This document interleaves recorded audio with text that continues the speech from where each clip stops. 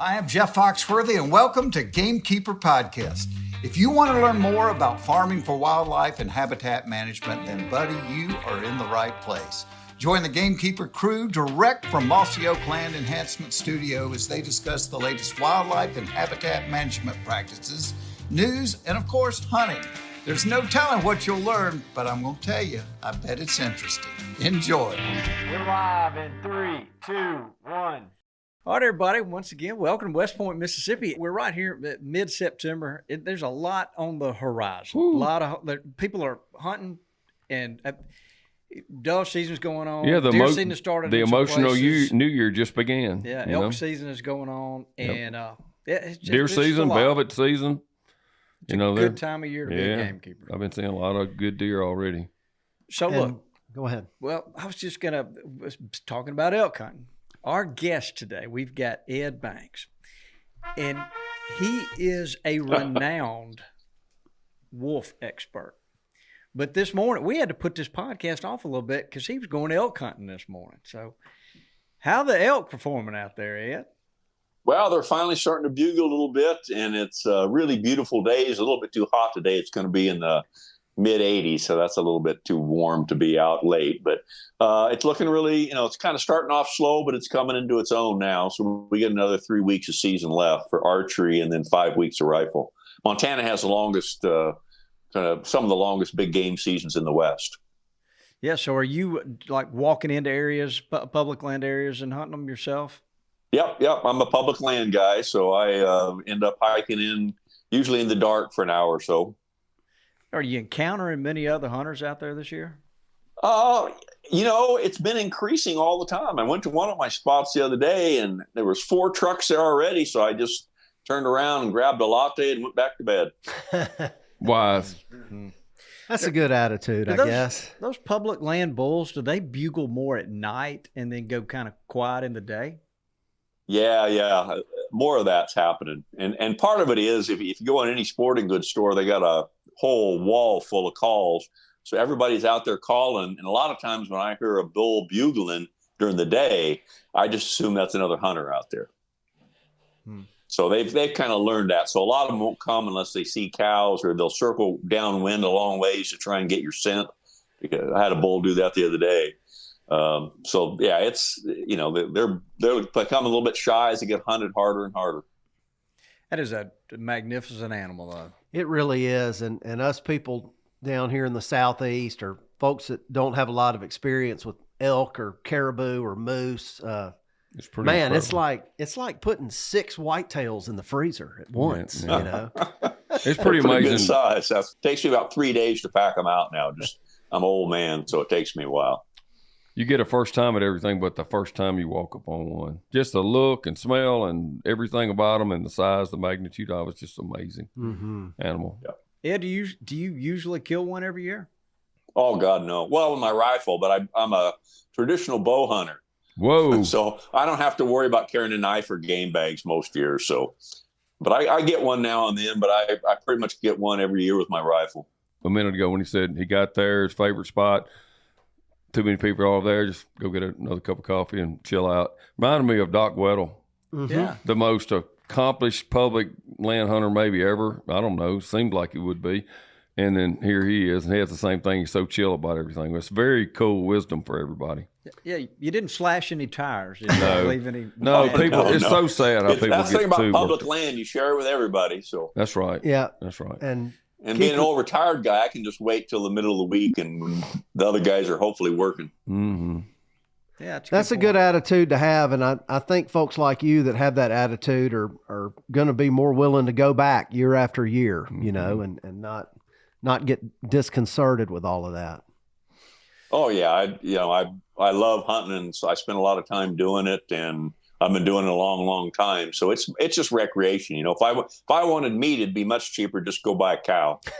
Oh yeah. Yeah, what Good point.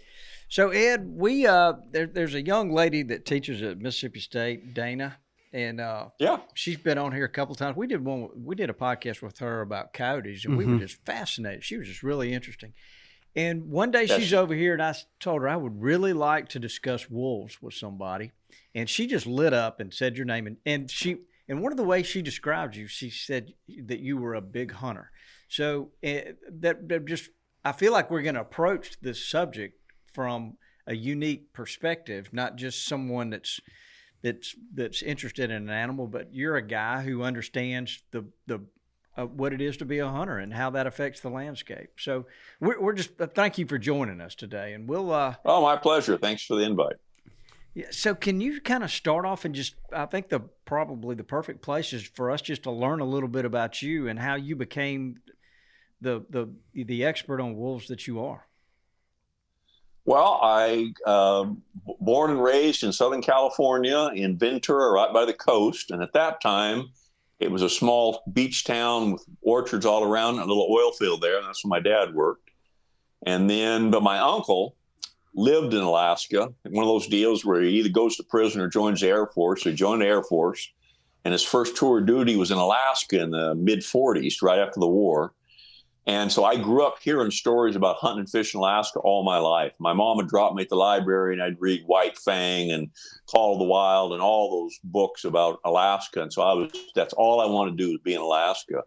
So when I finally got out of high school and then started college, I found out there was actually jobs in wildlife. I thought, my God, they're going to pay to hunt and fish. What kind of deal is that? And so, which is not true, but I went to school to do that.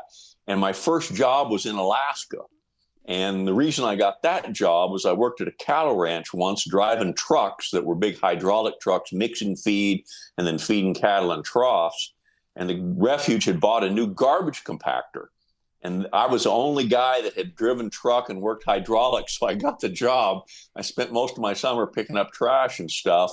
But the next year I went back and they started a wolf research program. And so I volunteered to help those guys trap wolves and monitor them. And then finally, after I got my degrees, I went back to Alaska full time as a biologist. And I got to do, maybe 10% of my duties were wolves, but I also did moose and caribou reintroduction and wolverines and lynx and swans and eagles, all kinds of stuff. Yeah, it was really fun. So I got my experience with wolves doing that. I was up there 13 years, so I caught a lot, and from helicopters and trapping and all that kind of stuff, followed them all over the place in airplanes. And then in Montana, wolves started coming back naturally from Canada, and they needed somebody that kind of knew a little bit about wolves. And so I wanted to move to Helena, Montana. And I told him, I said, I'd even do wolves to live in Helena, Montana. So I came down to do the wolf stuff down here, and it turned out to be a pretty good move and a pretty good career. Yeah. So from what I've been reading, around the late 1980s, it looks like there was a big push to let's try to reintroduce the wolves in certain places. Was everybody, we've kind of watched what went on in Colorado recently, and that looked like it was a really close vote as to whether that was yay or nay. But back when this all started in the late 1980s, what was everybody's attitude then? Well, there were people talking about putting wolves back in Yellowstone Park in like the 40s. I think Aldo Leopold did. And so there's been a discussion of it from a long time. But if you look out west where livestock is a big industry, that kind of stuff was going nowhere because those guys' granddad killed the last wolf. And so it kind of was on hold. And then just because of politics and the way it works, Congress started getting directly involved. And the real driver in the Northern Rockies was wolves were naturally coming down from Canada. They started wolf recovery in the mid-60s, letting wolves come farther south in Canada because they killed them all there too. And then they spilled over into Montana. So wolves kind of forced the deal. They were going to make it happen one way or another. And so then people started thinking about, so what's the best way to get wolves back? And of course, that involves a lot of management. And one of the ways to do that is to actually reintroduce them. Under the Endangered Species Act, there's a part of the act that allows animals that are reintroduced into their historic range to be managed with extra flexibility, including killing them if they become a problem. So that's how we did that kind of thing. Dudley, what are you thinking? I really don't know what to think. I'm just so new to this Topic. This and This topic, being in the deep South. I've Likewise. read a little bit about red wolves. I know Dana's getting really involved with that again. But so What was the wolves' range like, before we came over here and started changing the landscape and the populations up? I mean, did they dip down into the southeast at all? Not the southeast as much. Those were mainly red wolves down there, which I don't work with. I never worked with those. But at one time in recent history, wolves and people have the greatest natural range of any land mammal. So wolves are all over the northern hemisphere. So they're in Mongolia and Japan and China, Russia, England, Italy, Spain, where there are still wolves. They were all over the place. In the United States or in North America, they were everywhere north of Mexico City, from Mexico City until the Arctic Ocean, and from the Pacific Ocean to the Atlantic Ocean. There were wolves and wolf packs. Wow. So they're very adaptable animal. They're incredibly adaptable, just like people are. I mean, if you think about wolves, they're pretty much like early human tribes were. They have social groups. They are great parents. They're good spouses. They raise their kids. Everybody cooperates. They defend their territory from all other wolves, just like people do, in the early days. And so they're a very adaptable animal, and they can live in almost any habitat that there's big game animals like deer and elk. The smallest thing they can really make a living on is beavers. Wow.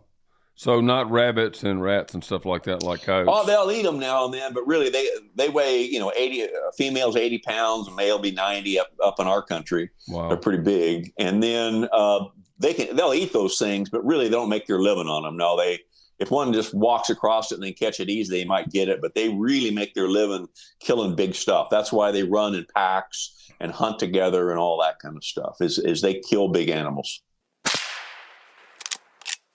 Hey guys, listen up. Let me tell you about an awesome deal Springfield Armory is offering now through the end of 2024. When you purchase a brand new model 2020 Waypoint or Redline rifle, you'll receive a model 2020 rimfire rifle with a black synthetic stock absolutely free. That's an over $400 value on the house. You know we love Springfield Armory and their top-notch products you'd be proud to hand down to your kids and grandkids. So why wait? Learn more about this incredible offer at GearUp2024.com. Springfield Armory. Defend your legacy.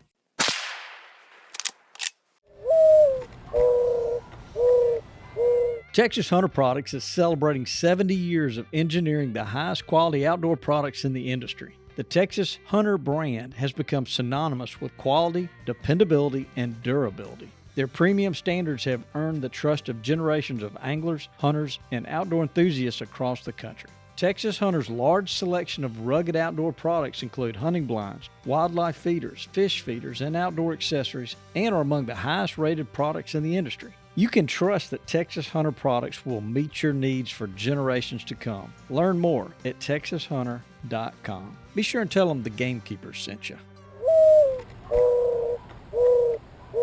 It's interesting to me, when you go back and read, in the early 1900s, there were people that, their job, they were trying to, I guess the word's extirpate these wolves. And they did a pretty good job of it in the West. Can you kind of tell us a little bit about that process and who finally woke up and said, hey, we're doing something wrong? Well, at the time, you got to think that, values change in society. So people, I think one of the first things the colonists did when they got to Massachusetts, Plymouth colonies, was establish a bounty on wolves. Like that was in the 1600s, I think. And so if you came from Europe, so my little spiel is wolves and wolf management has nothing to do with reality. So wolves are a huge symbol to people, and people get very uptight about symbols. And so if you're a hunter-gatherer society, which we all were at one time, they really revered wolves. They thought wolves were really brave, they were cool hunters, and they tried to emulate those characteristics. They're good family members, they cooperate, they communicate. And so every hunter-gatherer society in the world kind of thought wolves were really cool, whether it was a German clan that was named after the wolf, or it was Mongolians whose creation story involves the gray wolf.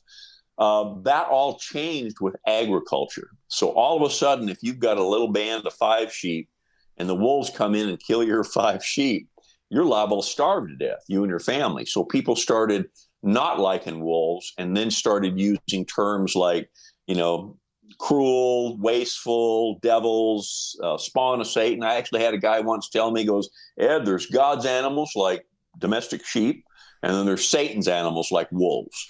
And so the whole wolf thing, wolves themselves are kind of boring. They've been studied to death and all that kind of stuff. But people's reaction to wolves is absolutely fascinating. And a lot of it comes from kind of what you do for a living. Hunters in the early days were kind of split 50-50. And then that changed when wolves stayed on the Endangered Species Act a little bit too long and people couldn't hunt them and trap them and that kind of stuff.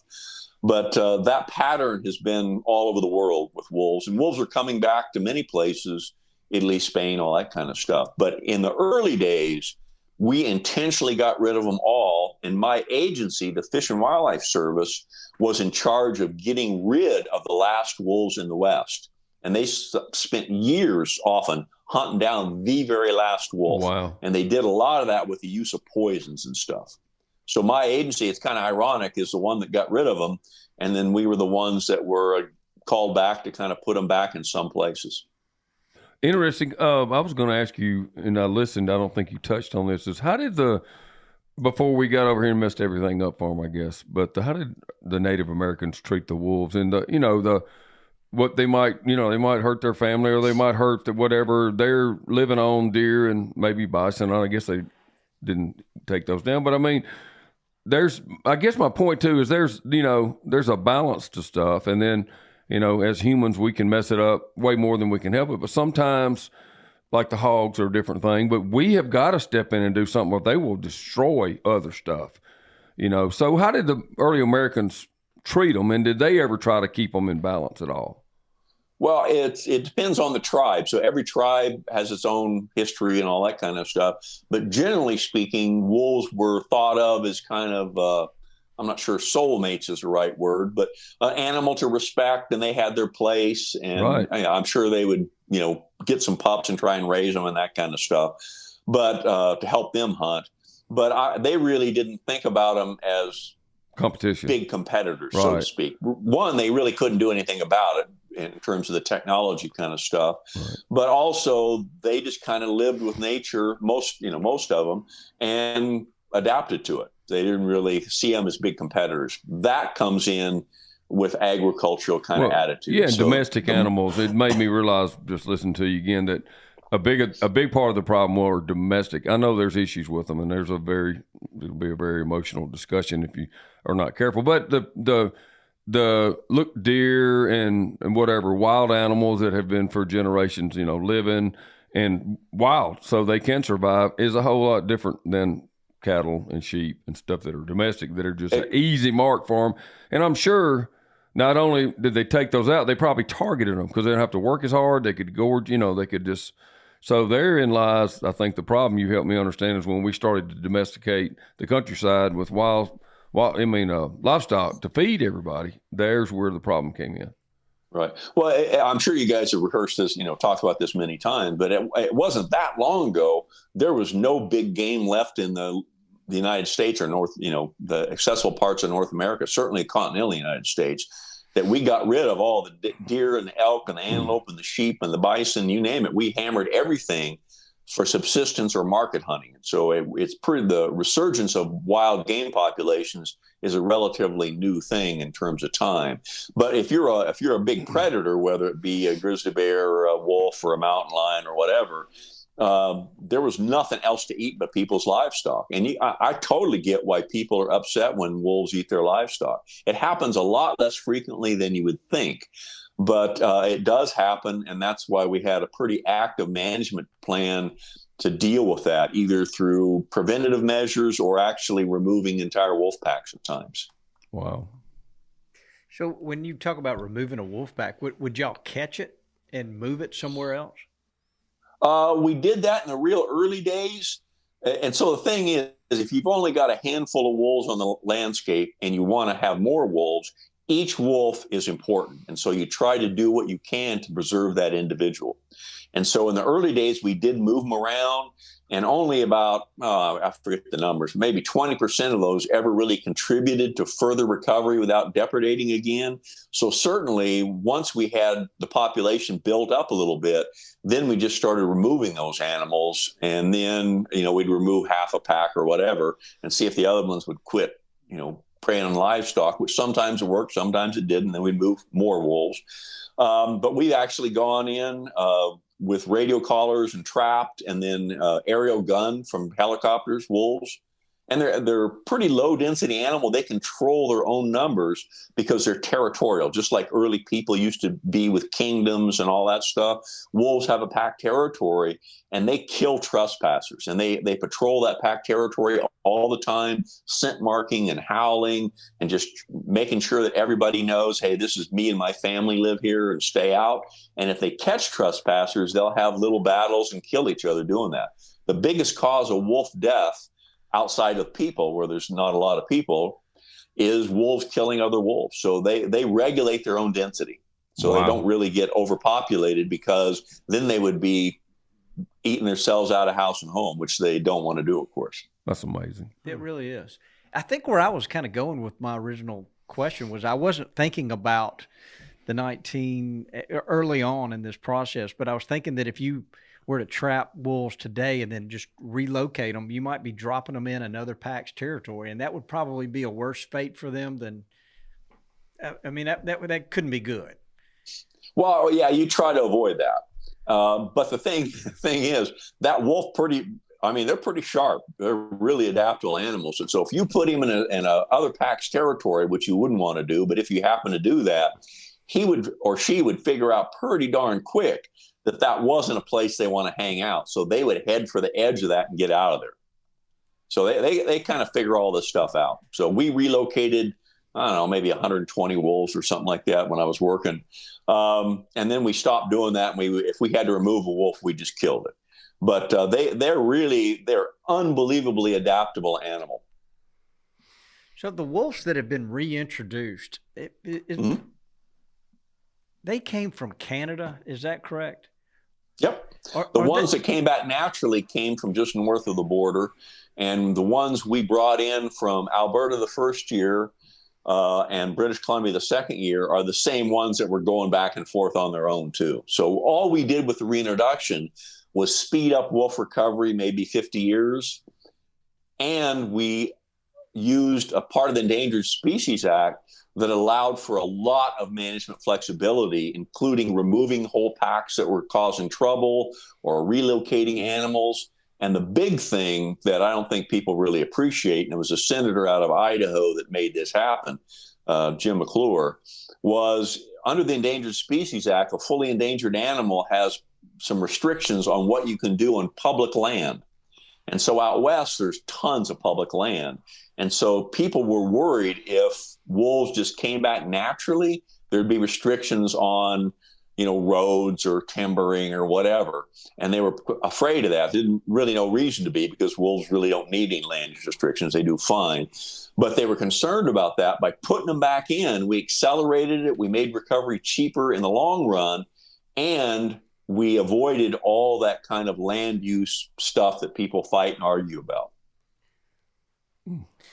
You mentioned Idaho, and it seemed like that was a hotbed through the years. It seems like I've heard a lot of people talk about elk hunting has really changed in Idaho because of the wolves. Is there any truth to that, or what's your perspective?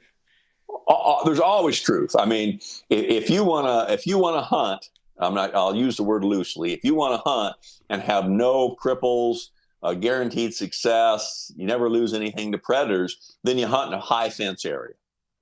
If you want to hunt in wild country, and it's a bell-shaped curve where this goes, then you're talking about a place that's got grizzly bears and wolves and all those kind of other predators are hunting right alongside with you. But yeah, you hear all kinds of stories. And the most interesting thing about wolves is that people, whether they love them or hate them, find them absolutely fascinating, and they like to talk about them all the time.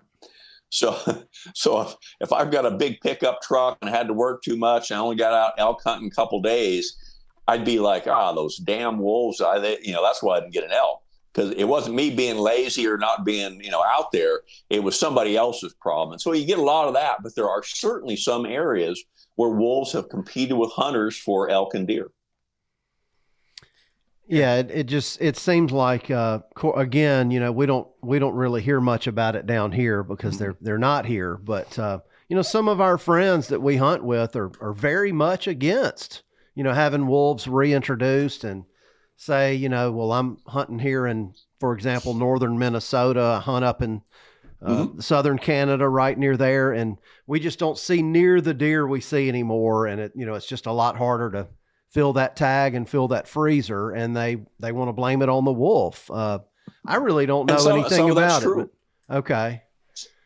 But I think it's really overblown, because I think now, we've had wolves for, oh my God, we did the reintroduction, 30 years ago? I forget. But elk hunting's record high harvest and everything like that. Now, so part of that is some of the places where the elk are the highest, they don't have a lot of wolves because of conflict with agriculture. And elk do good when there's irrigated hay and all that kind of stuff, and wolves don't do good places like that because they get after cattle. But certainly there's cases where there are full wolf packs. There's more mountain lions. There's more grizzly bears, and that's impacted the number of elk, and that's reduced hunter success in some areas for sure. But as a widespread thing, it's not really the issue. The big issue out west right now is a whole issue about public access and public lands. If the public lands get hammered by hunters, and you've got thousands of elk that just go to these big private ranches that don't allow public hunting, and they just camp there for the season. That's the big issue driving elk hunting in Montana. Now, central Idaho has the best wolf habitat by far. It's the biggest contiguous piece of public land in the lower 48 states. It's got big game animals, elk, deer, sheep, moose throughout it.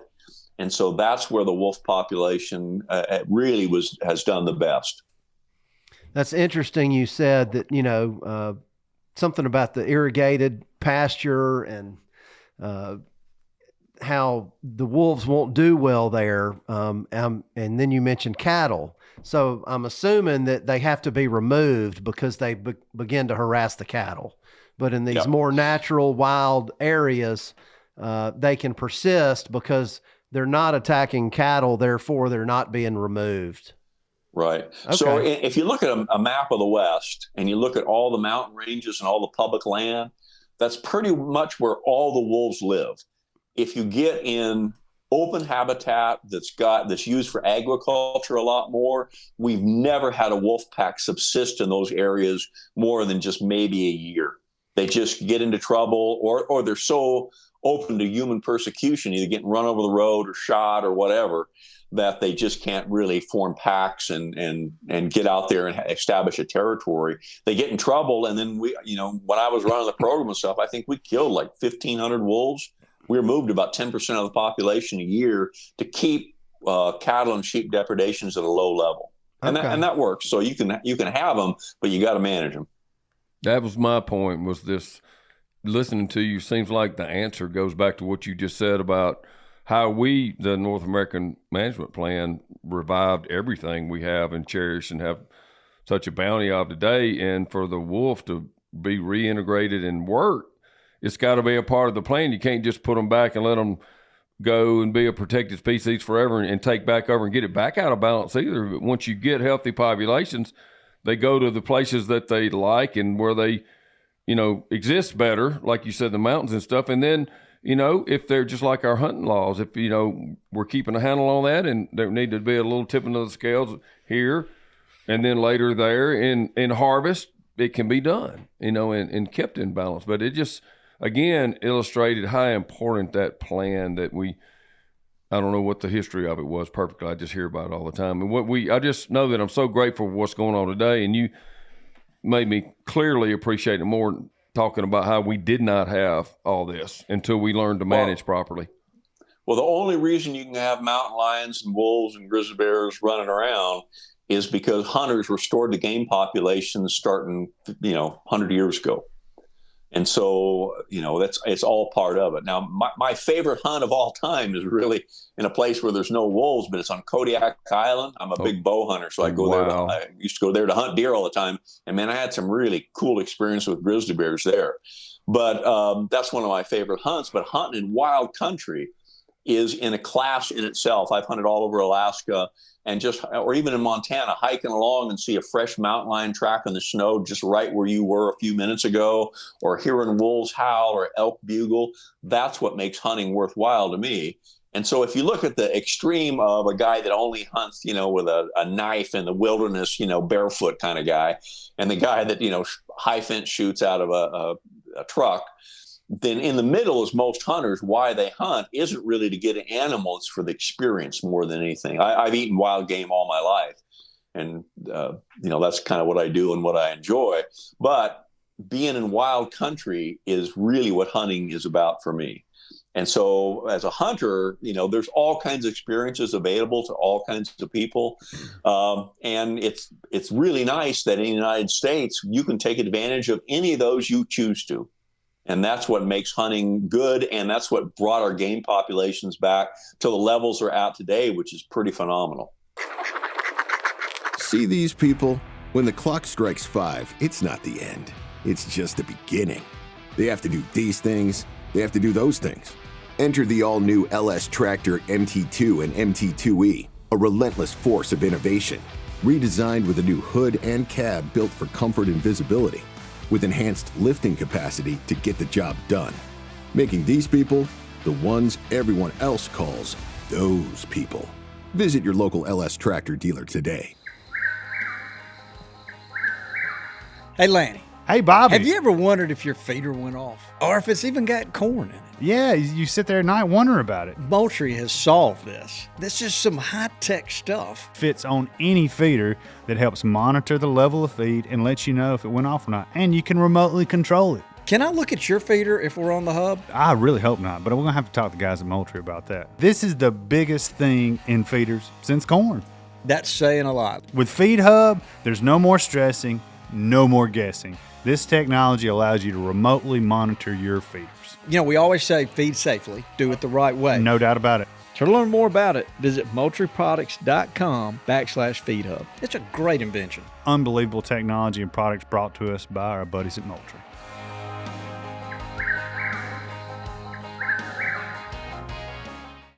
I can't say that I would know, at least me, that what you said, that's most hunters.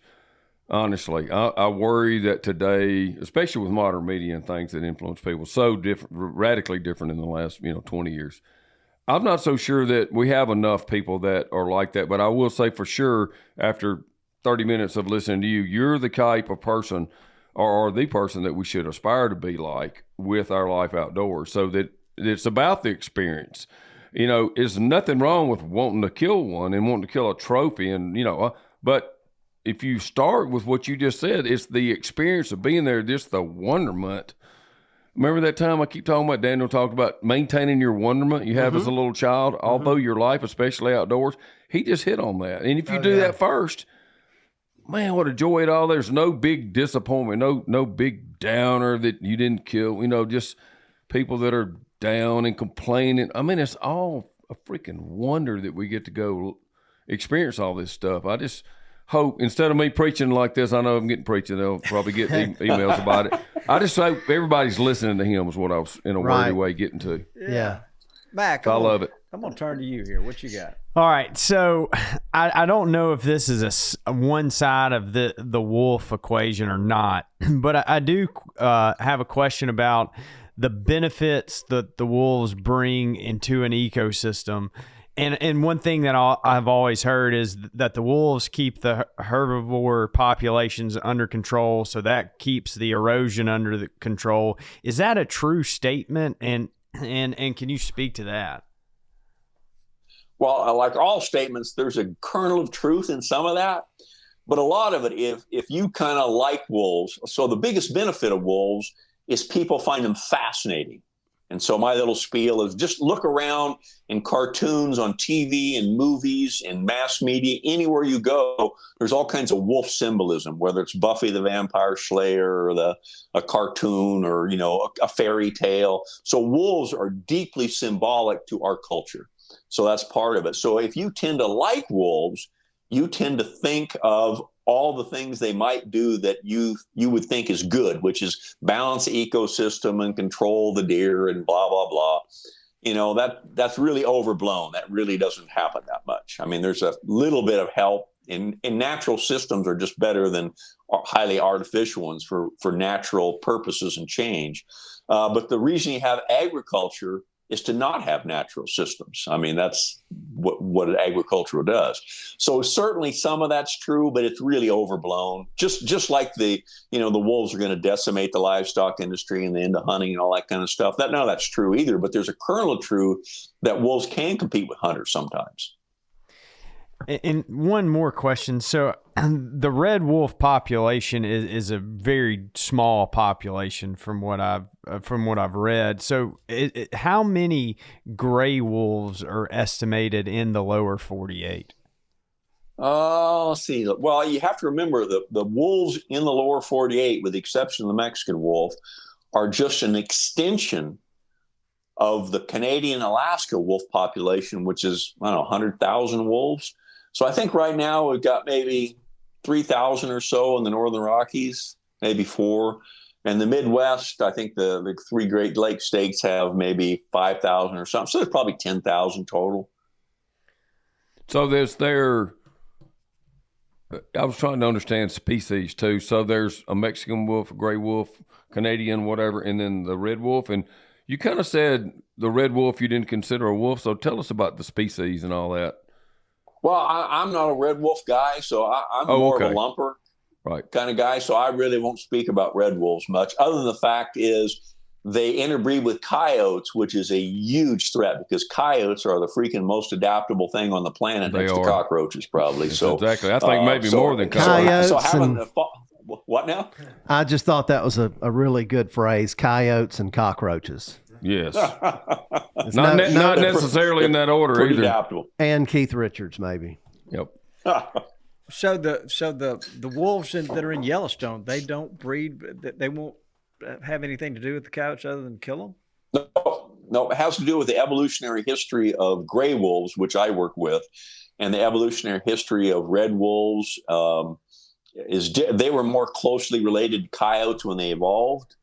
And gray wolves weren't. So gray wolves kill coyotes, and we've got coyotes all over the place, and we've got wolves. But if wolves can catch them, sometimes they'll kill them. And you usually have fewer coyotes where you've got a lot of wolves. Mm-hmm. Just like coyotes get rid of they kill foxes. Mm-hmm. Those predators kind of eliminate the competition if they can. So wolves eliminate coyotes, and then coyotes will eliminate foxes. Kind of get rid of the competition strategy by large predators, just like mountain lions will kill lynx and, that kind of stuff. Fascinating. So I get a timber wolf. Is that just a basketball team? That there's not a wolf. So it's people naming things. And so you'll hear like the Arctic wolf and the tundra wolf and the giant Canadian wolf and the gray wolf and, all that kind of stuff. That's just a name for a gray wolf. They're the exact same animal, and they are about the same everywhere. But there is a general rule that as you get closer to the equator, almost every mammal gets smaller. Yes. And it has to do with the thermodynamics of body weight and heat loss and that kind of stuff. So Mexican wolves are smaller than our wolves, and the biggest wolves are like in northern Alberta, northern British Columbia. That's the one. Some of our wolves, the biggest male I think we've ever caught was maybe 140 pounds. Wow. You hear stories about 200-pound wolves and stuff. The average female is about 80 pounds, and the average male is about 90. So they're big animals, but they're nothing like you hear in the stories. So when you're out there bow hunting for elk and you walk around, are you kind of looking over your shoulder occasionally and watching for? Do you encounter them at all out there? Well, I always look behind me. Just you never know when elk can be sneaking up on you. But the interesting thing about wolves, which is kind of truly unique for large predators, is in North America, they almost never attack people. So I tell people, I said, you're sneaking through the woods and you peek around the corner and there's a wolf pack, 12 wolves staring at you from like 10 yards away. What do? Enjoy them, because they're going to be gone in a second. Yep. So the chance of being harmed by a wolf is just about zero, which is pretty unique to them because of their social nature and the way they learn what prey is and isn't.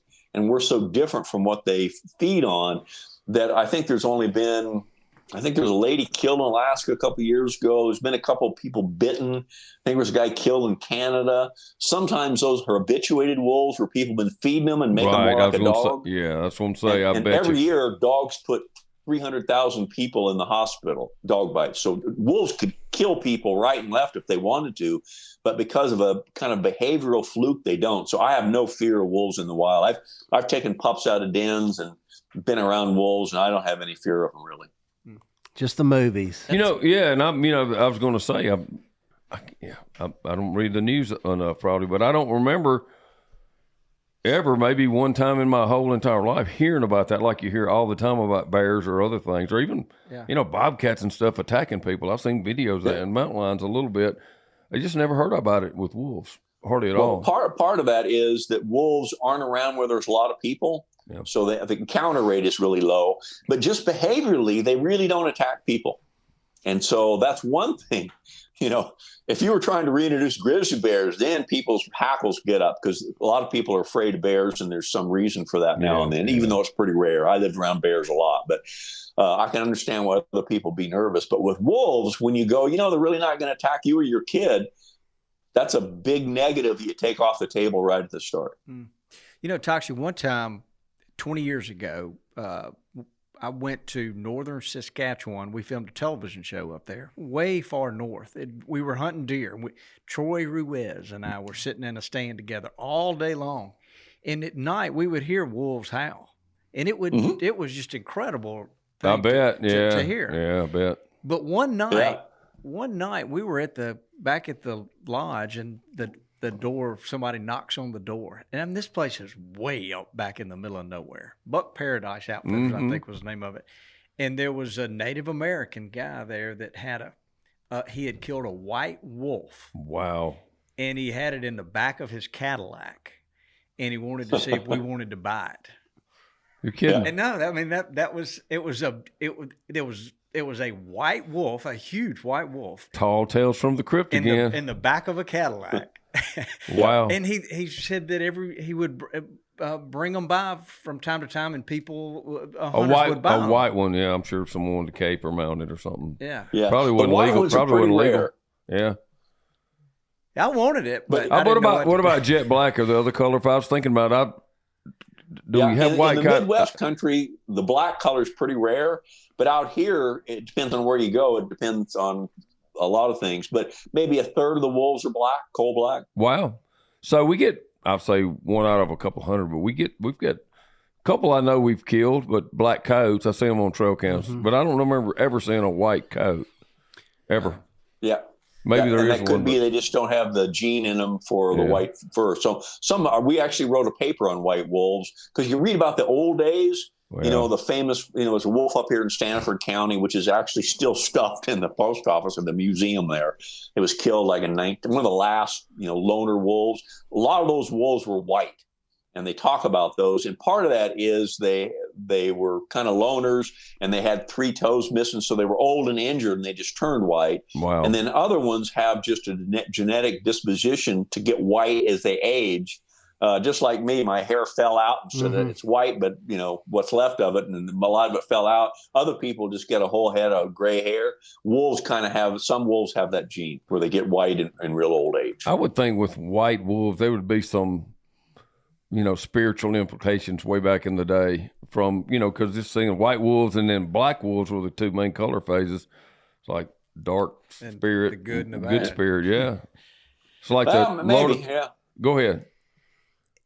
Yeah, I'm could be. And Ed, correct me if I'm wrong, but there are places in Canada where you can go and book, and you can go on a wolf hunt, and they hunt like predators up there. Call them, or maybe you sit on a stand. All right. Yeah, my buddy in Alaska is a guide for mainly big brown bears, but he's called in a wolf or two for clients. So you can hunt them. I mean, there's ways to hunt them. I mean, a lot of times when it's more of a commercial outfit, they'll bait them. They'll have bait piles and stuff. But all right, I gotta ask: does wolf meat taste good? Gotta ask. I wouldn't know. Well, one of the kind of interesting things to me is I started working with wolves in Alaska, and I mean, they're cool animals and stuff, but I was never like a real rabid wolf guy. Like Wolverines, I freaking love Wolverines. I just worship the ground they walk on. They're really cool. Mhm. Wolves were always remind me of just big dogs walking around. And so I wouldn't want to eat a dog, although, early settlers certainly did. And so I've never known anybody that's tried wolf meat or anything. I've skinned a lot of them, all that kind of stuff, but I never cut any steaks off of them. A Wolverine that is one. That's the baddest thing on four wheels, isn't it? Are they not the toughest, meanest, whatever, pound for pound? Well, I don't know about that, but they got a really interesting lifestyle. They roam over a huge area. They eat a lot of dead stuff. And so if you want Wolverines back, you want to have wolves, because the one thing wolves do is leave dead stuff laying around. And so that's good food for Wolverines to chew the bones and all that kind of stuff. So they're just a really cool looking animal. So I worked on those a little bit in Alaska too. Fascinating. But wolves are, wolves always remind me of just big dogs walking around. I was never really that gaga over. So coyotes, if you catch a coyote in a trap, he kind of loses he just kind of cowers down. Yeah, they give up. Yeah. Is a wolf the same way? Oh, yeah.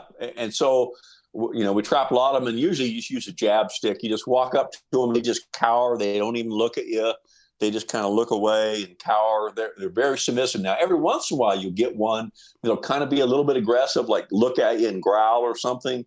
But in terms of you hear people like, oh, God, they're lunging at the end of the trap and trying to grip you like a grizzly bear would do. Wolves aren't that way at all. They're pretty shy. So I actually got an interesting story. I'm not sure how much time you got, but I got bit by a wolf once. And I was helicopter darting them or catching them in Wyoming.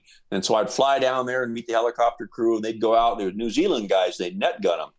And they're going, they'd bring them to me, supposedly. And they're going, it's getting windy. We can't do it. How about if we take you to the wolf? I'm like, fine. So I get there, and this guy, New Zealand guy, is holding this wolf down with a big pole. And he goes, hey, mate, got this? I said, sure. So I just hold this wolf down. And he gets back in the helicopter and takes off. Well, then another helicopter flies by and scares the wolf. And so in 1 second, I'm holding a wolf by the scruff of its neck down on the ground, thinking that it had been drugged and was being immobile or getting immobile. And the next minute, a wolf is standing up, and I'm holding it by the front of its face. And I'm like, oh, man, this is a bad idea. And so I turned loose as quick as I could. But, God, that wolf grabbed my wrist and just slowly crunched it, so I could hear the tendons popping and no bones breaking. But, it put a tooth through the top of my hand and made a bunch of crush wounds on my wrist. It was a yearling who would have broke my arm for sure. But I just kind of turned him loose, and he turned me loose. And then we knocked him down and put a radio collar on and turned him loose. And then that night after work, I went to the hospital and got it all cleaned up and everything. But that was just me being dumb doing that. But, they're amazing animals.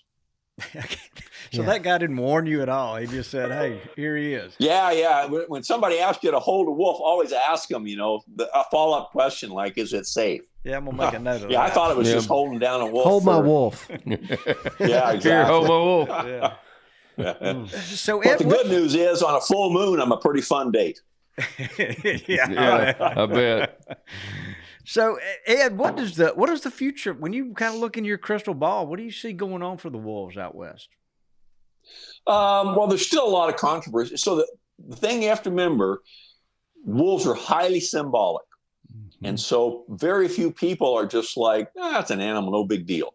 They either kind of love them or hate them kind of thing. And so it's used for all kinds of arguments for, the destruction of our historic lifestyle and our heritage, or balancing nature, all that kind of stuff. So people will always use symbols to argue with each other. So I think over time, people will just kind of wear out a little bit.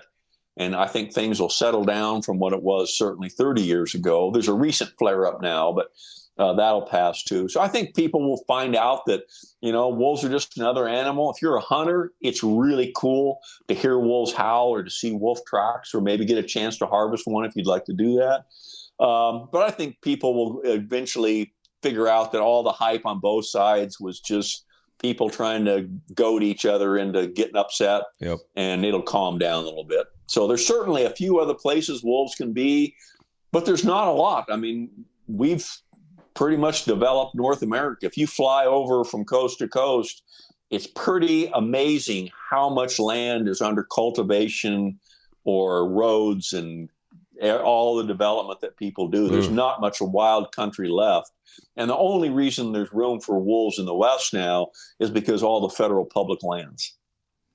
Oof. So I think in time, people will just be like, wolves are okay. The Furminator is the industry's most versatile piece of food plot equipment, allowing plotters to do every step of the process, working the soil, adding seed and soil supplements, and compacting, from start to finish with a single implement. It's hassle-free by design. Set it for the seed size and simply drive the tractor, and the Furminator does the rest. Check it out at thefurminator.com. Nosler is known for their bullets, and now they're making suppressors. Nosler suppressors are made for hunting. Adding a Nosler suppressor to your rifle will make you a quieter, more accurate, and more effective hunter. Protect your hearing and disturb less game with a Nosler suppressor. The time to hunt quiet is now. Learn more at nosler.com. Very interesting to hear him say that. Mm-hmm.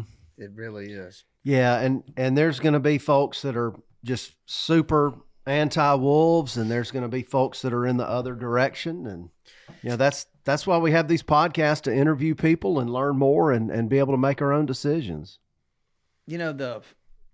Mac had a really good question, because I'd heard that as well, that by the wolves being introduced into Yellowstone, that they had changed some of the grazing habits of the elk, and it was causing the rivers to come back and be the way they were hundreds of years ago. How could that be?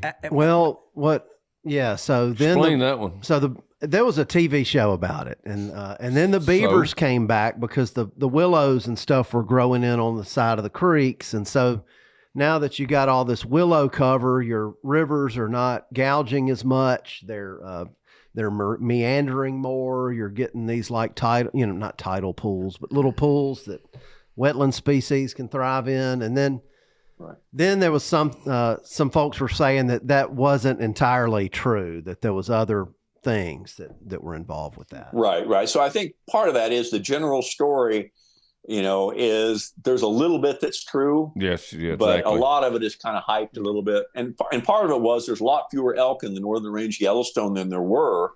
And mainly because the Fish and Game purposely shot off about 1,500 cows and calves every winter to get the population down.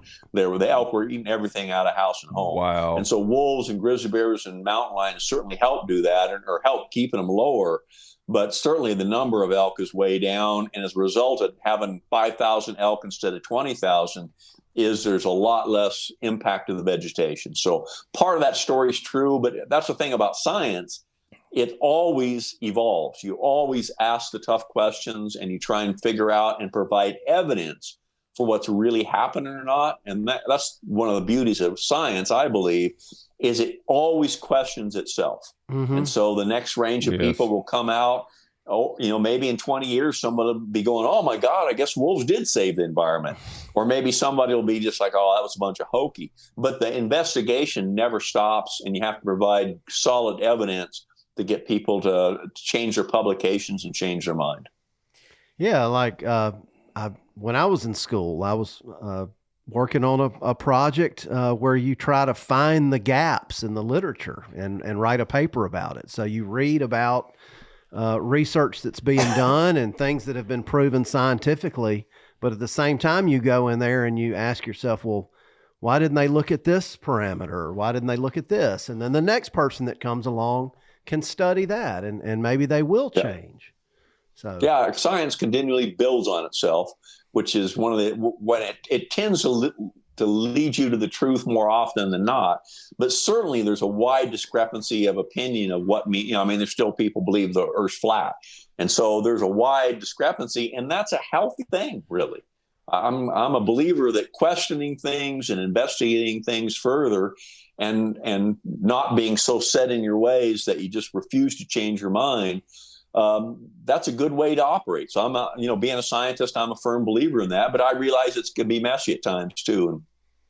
Yeah, it's fascinating. Also, there's honestly no place for the personal, emotional agenda in the scientific management of our great resources. I mean, because there will be people that will just insist how horrible it is to shoot elk, anti-hunters and all of that. But, that's just a personal, emotional agenda. And quite frankly, sometimes people do it on purpose to prey on people's most tender emotions. And then on the other side, there's the other side, and it'll be based on personal agenda, And that's what you just said. You go with the science, and leave the agenda Well, that's the out. thing that was most fascinating to me with wolves wasn't really wolves.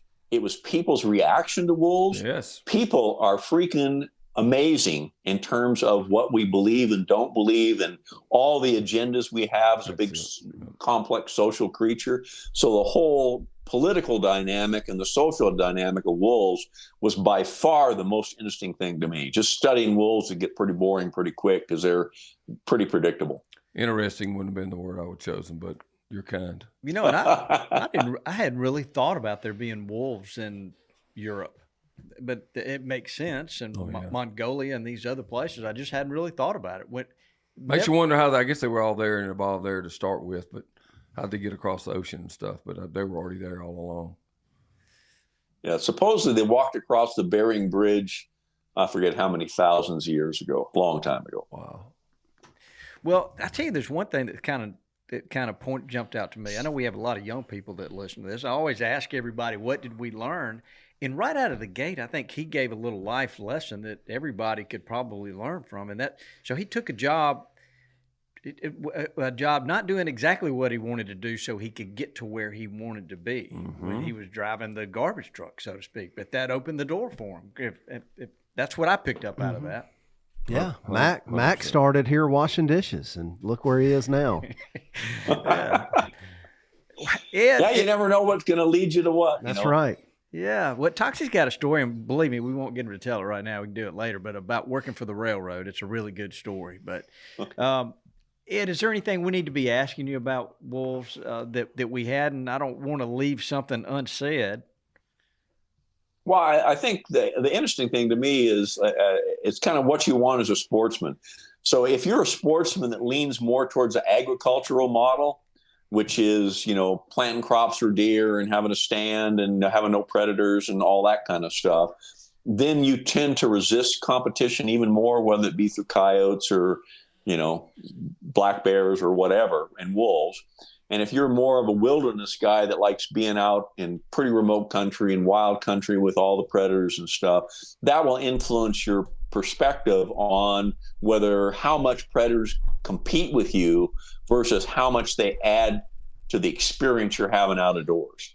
And they're all over the spectrum on that. And everybody's entitled to their own opinion. We've all got our own values and we're raised in different ways and different things are important to us. But as a sportsman, it started out that most hunters, at least when I first started here, were kind of like, wolves were cool animals.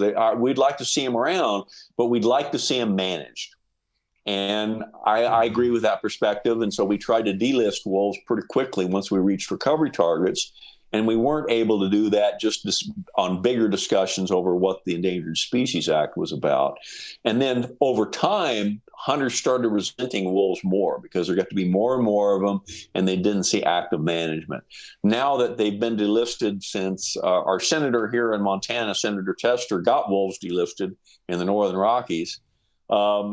And as a result of that, through state management, now there's pretty liberal hunting and trapping seasons. There's pretty liberal control of depredating wolves. And so a lot of hunters are kind of coming back to the thing of, God, I heard some wolves out. It was pretty cool. And I think that'll change over time, of course. But it's nice to see some people realizing that wolves, they still get an elk. They can still go hunting. They're not afraid of them. And they get the chance to harvest one if they want to. That's a good place to be, I think. Excellent. Yeah, it really is. Yeah. I So- tell you what, go ahead. I just wanted to throw this out there, and you don't have to answer this if you don't want to, but are there any states that you know of that have a wolf population that you think they may be doing a little bit wrong?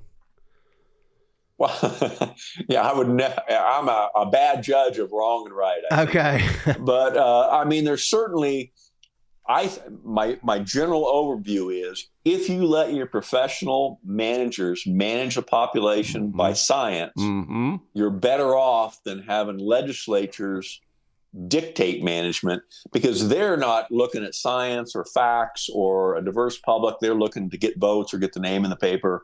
And then you end up with some pretty nutty things that I think can reflect badly on sportsmen. If you allow wolves to be killed by any means necessary and poison or whatever, I think the average person who would support hunting for food would all of a sudden be going, God, those guys are just sickos.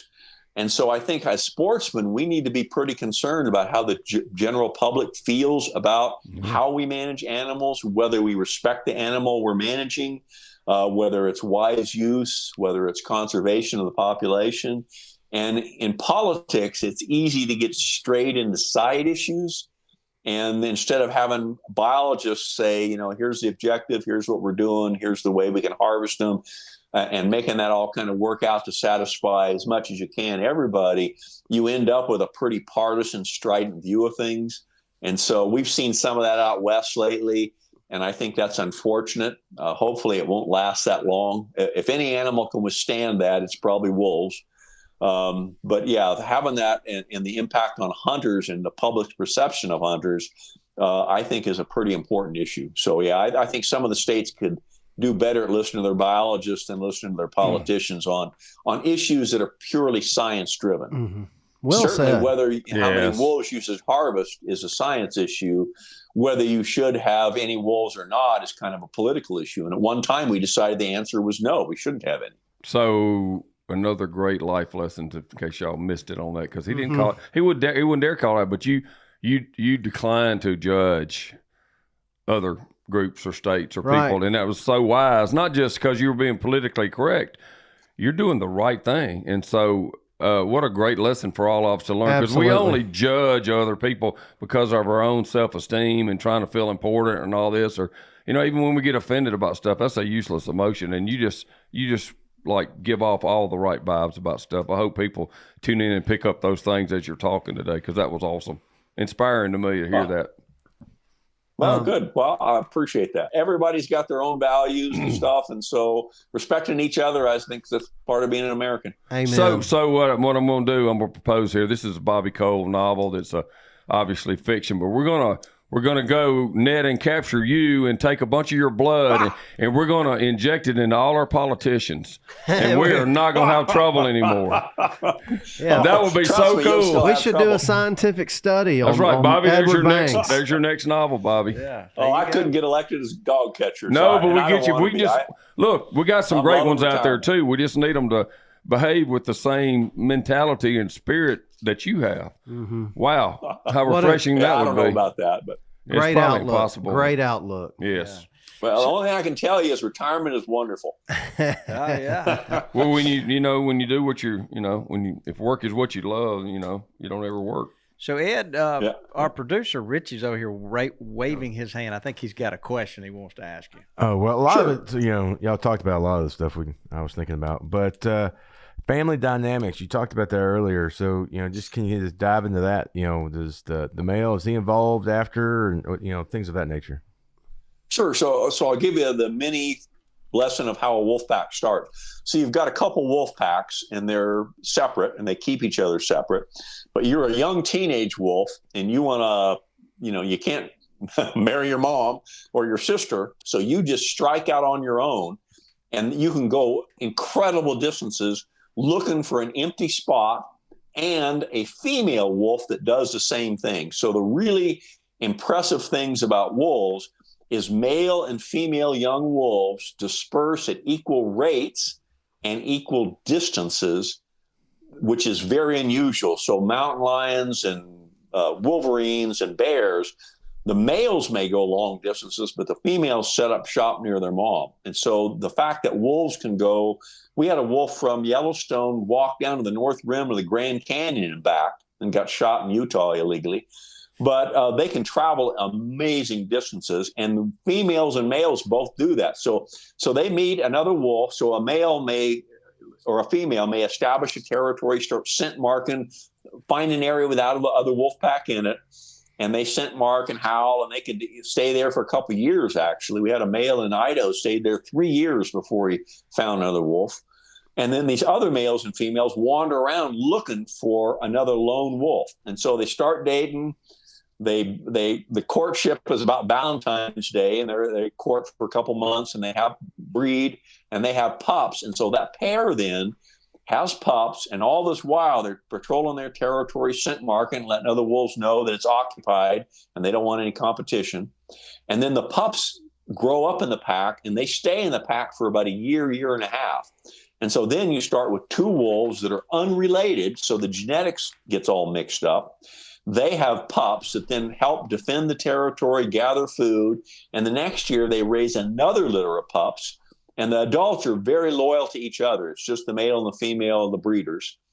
And then through time, then pretty soon a yearling wolf from that pack will repeat that process and go off and start another pack somewhere else, looking for an empty territory and a mate. And so that's how wolf populations can spread. And so the pack, I think the biggest pack we had, maybe 30 some animals. And that was one where a couple females in the pack bred, which happens maybe 20% of the time. And then that pack actually had a bunch of young pups and yearlings. And that was a big pack. But the average pack in the Northern Rockies is maybe 8 animals, 10 animals, which is normally a couple of adults that breed, a few pups that survive, and a yearling or two. So the packs aren't real huge, but they're good family units, and they hunt together, they gather resources together, they defend the territory together. They're just like early humans used to be. That social network connection is the same general process. Wow. Pretty fascinating. Well, goodness gracious. Yeah, one quick thing. I know we've gone a little over maybe, but this is probably not true, but I saw a cool picture post thing one time about wolf leadership and for people. And it was like when they're traveling, the leader of the pack actually is in the back so he can keep an eye on everybody. Now, that may not be true. They were saying some of the young ones were in the front, and the young males especially, and then there would be some females and stuff, and then the older ones were kind of protected, and then the chief or whatever, the head wolf of the pack, would stay in the back so he could keep a watch on everybody, and plus their most vulnerable position was coming from behind. So anyway, I don't know if that's true or not. Is there any truth to that? I'm not so sure about that one. I wasn't either, but I was going to ask. It was cool to listen to. Yeah. It sounds like it's pretty cool, but I think they change up. But certainly the breeders, the male and the female, the mom and the dad, they pretty much run things. And then all it takes is a look for dad. My dad was the oldest of 10 sharecroppers, so all it took was a look from him, and I knew what was right or wrong. And I think in a wolf pack, it's that way. So if you're kind of stepping out of line, the old man or the old lady looks at you, it's like, yeah, I think I'll calm down here and do what I'm supposed to do. So a lot of times they'll be the ones that kind of instigate the pack getting together and howling together. And that's all a way that they communicate with each other, and there's a social bonding kind of thing. And then they'll strike out going somewhere. But there certainly can be different pack members that get a chance to do that. But initially the pups, for at least the first 9 months, are pretty much just watching mom and dad and trying to figure out what they're supposed to do.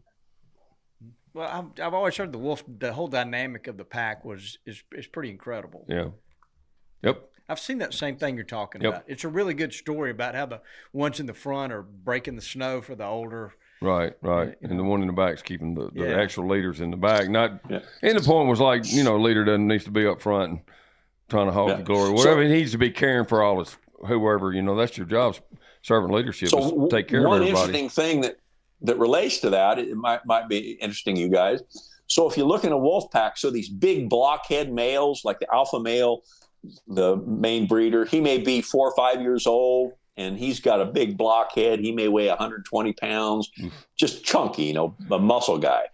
And so So if you're chasing an elk, hell, he can't run as fast as the other ones. So it's the yearlings and the 2-year-olds that might get an elk and grab a hold of it and slow it down a little bit. Then the old man catches up and pounds it and grabs it by the throat and brings it down and tries to kill it. So they do kind of trade off. So the young ones are a little bit fleeter and faster and dodging a little bit. And the older ones kind of has his role to be a finisher of like finishing off the game. Very interesting. Yeah, it is. It's all fascinating. Well, I knew we would enjoy having you, Ed Banks. Dana spoke so highly of you. Rightfully so. Yeah. Well, she's normally not a very good judge of character, but I'll give her this one. So. No, I mean, let's look. I feel like that's like saying toast to a life well lived. That would be what I would say. Listening to your experiences, and we, for all of us. Yeah, I've been very lucky. That's the key. Well, and I think we're fortunate that people like you have been gamekeepers of our wildlife. My gosh, through we're the so years. lucky to inherit what we've got going on today. Yeah. Yeah, really is. There's a lot of people like you as well that have done a lot of great things that people just don't necessarily know about. But here we're getting a chance to hear you tell your story, and we just want to say thank you for what you did. Well, my pleasure. I'm an old hook and bullet boy, so I got the job and in the career because I like to be outdoors and hunt and fish and stuff. And that's one thing I've learned in retirement is how much I miss that when I was more of a bureaucrat and all that kind of stuff. I just like being outdoors, and even if I don't see game or anything else, see a bobcat now and then, or just be out in nature is a big reward for me. And I think I'm the generation that was that way, and today's is a little bit more for conservation and other kind of reasons. But I always thought hunting was a big deal. So one of my favorite sayings, I hear it all the time. And if you really mean it, freedom isn't free, which is a cool one. He kind of reminds me of that. But another one he just made me, I just thought of today. I've never, y'all might have said it, but game keeping is way more than just a game. I like that. Yep. It's a new one. Yep. Yeah, it's all about people management. Yes, sir. The animals do their thing. It's not a game. It's not a political thing. It's not a game. Yeah. Well, Ed Banks, we've enjoyed having you. Are you on any social media where guys can go follow you, or are you just trying to lay under the radar? No. I'm just happy just being my old retired self in Helena, Montana, and going hunting with my dog oat. So yeah. All right, that sounds Love great. it. Well, look, thanks, guys. It's been a blast. I've enjoyed it. Thank you. Yes, sir. Likewise. We appreciate our you pleasure, too. our privilege. Actually, Thank you so much, Edward. Yeah. So look, we look around the table. That was interesting. I know it honestly was educational, but it was enriching too, just to listen to them. So I'm going to try to point some of that out because it'll touch me, and hopefully, if someone else heard that, they can pick up a little extra from it too.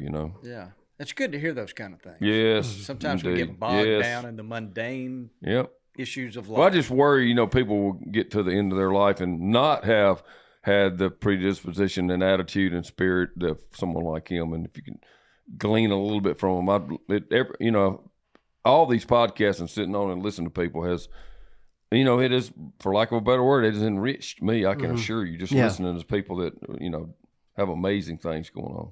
Yeah. I learned way more than just about wolves today. Oh, gosh, yeah, absolutely. Thankful for that. Well, I know you need to run, Dudley, but Mac, you got Likewise. anything else?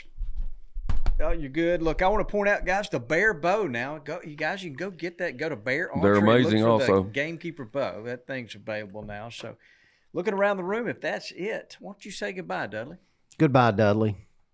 Get us out of here, Richie. Thanks for tuning in to this week's episode of the Gamekeeper Podcast, and be sure to tune in again. Subscribe to Gamekeeper Farming for Wildlife magazine, and don't miss the Mossy Oak Properties Fistful of Dirt podcast with my good buddy, Ronnie Cuz Strickland.